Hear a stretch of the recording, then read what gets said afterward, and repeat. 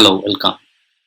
আমরা এই ভিডিওতে দেখব যে Anviz Cross-X আপনার এমপ্লয়ি ম্যানেজমেন্ট সফটওয়্যারটা, এই সফটওয়্যারের ইনস্টলেশন, ডাউনলোড এবং কিভাবে আপনার কম্পিউটারে সেট আপ করবেন, এটা আমরা পার্ট বাই পার্ট দেখাবো। আজকে কতটুকু দেখি কি করা যায়। তো আমরা প্রথমেই www.anviz.com সফটওয়্যার ওদের ওয়েবসাইটে গিয়ে সলিউশনের ভিতরে বা সাপোর্টের ভিতরে Anviz Cross-X সফটওয়্যারটা পাবেন এবং সফটওয়্যারের ডিটেইলটা পাবেন আপনি। তবে প্রথমে আপনি একটা কাজ করে নেবেন, সেটা হলো যে আপনি একটা লগ ইন করে নেবেন, আপনার ইমেইল এবং পাসওয়ার্ড দিয়ে লগ ইন করে নেবেন। কারণ আপনি লগ ইন ছাড়া ডাউনলোড করতে পারবেন না। দেখি আমরা এখানে কি কি সিস্টেমগুলো আছে, আমরা পিসিতে ব্যবহার করতে পারবো, মোবাইল ক্লাউড ব্যবহার করতে পারবো, অথবা যদি আমি এক্সকিউএলটাও ব্যবহার করতে পারবো। আপনি ভালো করে রিড করে নেবেন, এরপর আপনি ডাউনলোড করবেন। আমি প্রথমে ডাউনলোড করে রেখেছি, ডাউনলোড হয়েছে। আমি এটাকে ইনস্টল করবো, জাস্ট দুইবার ক্লিক করবো, করলে আপনার ইনস্টল শুরু হয়ে যাবে। ইনস্টলেশন শুরু হয়ে গেছে এবং এটা কোন ল্যাঙ্গুয়েজে আপনি করবেন সেই ল্যাঙ্গুয়েজটা সিলেক্ট করে দিবেন। আমরা যেহেতু ইংরেজিটা আমাদের বাংলা ভাষা নেই, ইংরেজি সিলেক্ট করেছি। ইনস্টলেশন শুরু হয়ে গেছে। আর আপনার যদি এ নিয়ে কোনো সমস্যা থাকে বা কোনো কাজ করতে হয়, আমাদেরকে এখন টিক মার্ক করে দেবেন। টিক মার্ক না করা পর্যন্ত করে দেবেন। শুরু হয়ে যাবে। কোথায় ইনস্টল করছে সেটা হচ্ছে ব্রাউজ করে সিলেক্ট করে দিতে পারেন প্লেস। শুরু হয়ে গেছে ইনস্টলেশন। Anviz আসলে Anviz ডিভাইস যারা ব্যবহার করেন তারা তাদের জন্য যারা এমপ্লয়ি ম্যানেজমেন্ট সিস্টেম সব সবকটা প্রোডাক্টই এটা আপনি ব্যবহার করবেন। যদি আপনি সফটওয়্যার ব্যবহার করেন, এছাড়া আপনি এক্সকিউএল সার্ভার ব্যবহার করতে পারবেন। তো প্রথমে ইনস্টল হওয়ার পরে লগ ইন করে আপনি লগ ইন করে নেবেন। লগ ইন করে নিলে আপনার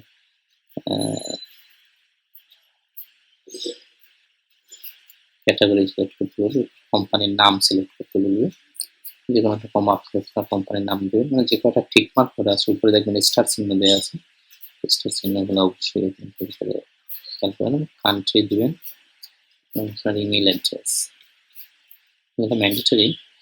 স্টার মার্ক প্রোগ্রাম ম্যান্ডেটরি দিতে হবে, এগুলো না দিলে ইনস্টল করা যাবে না।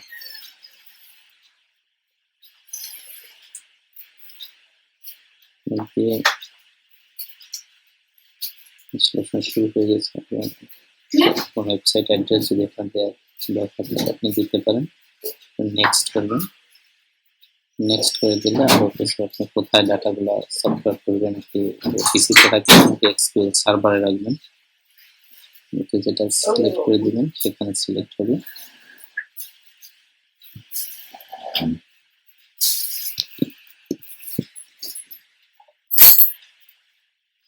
যদি আপনি সার্ভারে এক্সকিউএল সার্ভার কানেক্ট করেন তাহলে আপনি সার্ভারের ডিটেইলটা এখানে দেবেন, server IP, user name, password, server model, database name, etc. যদি আপনি পিসিতে কানেক্ট রাখেন, যদি আপনার নিজস্ব সার্ভার না থাকে পিসিতে রাখতে পারেন। আমি পিসিতে রাখতেছি।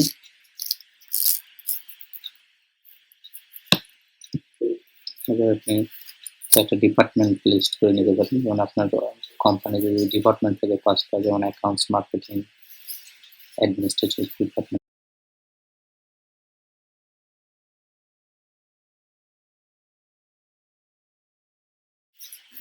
মাল্টিপল ডিপার্টমেন্ট যদি আপনার না দরকার হয় তাহলে আপনি অ্যাড করে দেবেন। এখান থেকে ডিপার্টমেন্ট লিখে অ্যাড দিলে অ্যাড হয়ে যাবে। সেভ করবেন, সেভ করবেন। ডিপার্টমেন্টের নাম লিখে ডিপার্টমেন্টের নাম লিখে অ্যাড দিয়ে সেভ করে দেবেন। তারপরে আপনি নেক্সট ক্লিক করতে পারবেন। অ্যাড করে দেখালাম, আবার একটা যদি অ্যাড করেন তাহলে এখানে আপনি আবার নাম লিখে অ্যাড করবেন।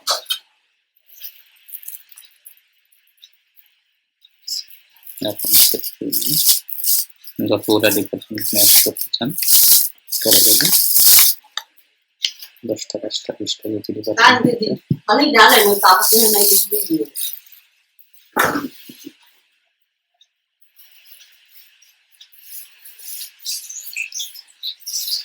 যে কোনো সমস্যার জন্য আমাদের ফোন করতে পারেন যদি নতুন ডিভাইস দরকার হয় সফটওয়্যার দরকার হয় বুঝতে পারছেন যেখানে আফটার সেল সার্ভিস আমরা দিয়ে থাকি আমি যেমন 4-5টা টিপ করলাম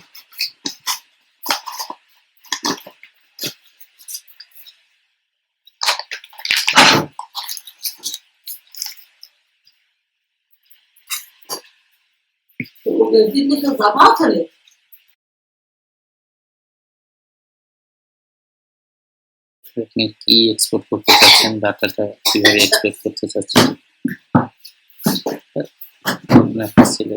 এক্সপোর্ট এবং ইম্পোর্ট দুটোই করতে পারেন আপনি এক্সেল শিটে বা সিএসভি সিবিএস এক্সপোর্ট এবং ইম্পোর্ট করা যায়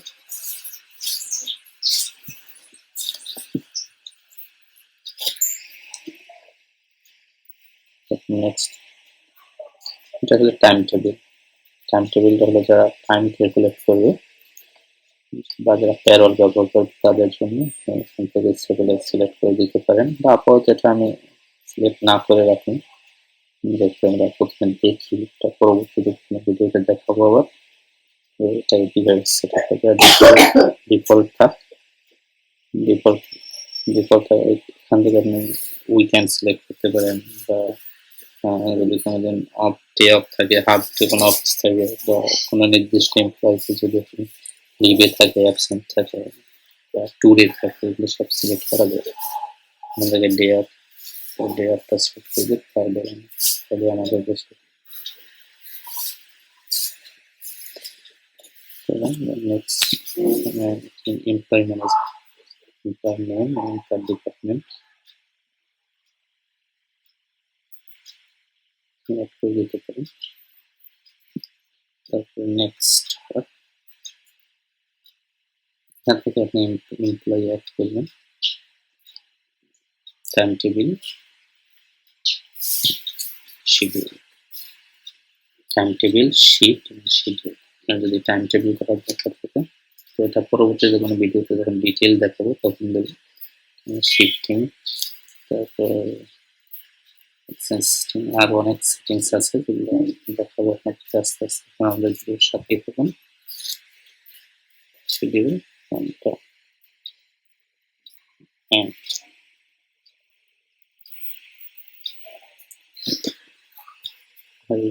নেক্সট ক্লিক করে প্রসেস রেডি এখন আপনি এখানে অ্যাডমিন আর পাসওয়ার্ড এটা থেকে ডিফল্ট করা আছে অ্যাডমিন দিয়ে না দিয়ে প্রিন্ট করতে পারেন আমরা ঢুকে দেখাচ্ছি যে ফিচারটা কেমন হচ্ছে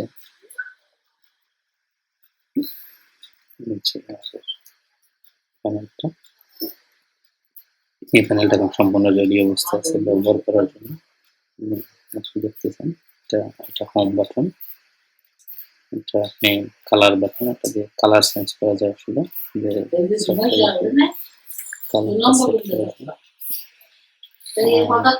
তারপরে যে বাটনটা আছে এটা ল্যাঙ্গুয়েজ চেঞ্জ করার জন্য ইংলিশ থেকে অন্য কোনো ভাষা চেঞ্জ করতে চান 17টা না 14টা ভাষা আছে চেঞ্জ করতে পারেন তো এই ছিল আজকের মতো ভিডিওতে আপনাদের আরো অনেক কিছু শেখা আছে আমরা আপনাদেরকে স্টেপ বাই স্টেপ দেখাবো যে কিভাবে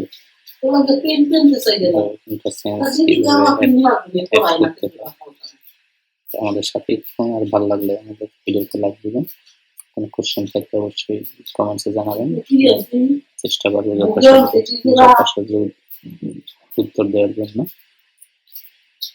আর কোনো হেল্প লাগলে সঙ্গে আমাদের ওয়েবসাইট ভিজিট করুন ডিটেইল ইনফরমেশনের জন্য thank you for watching this video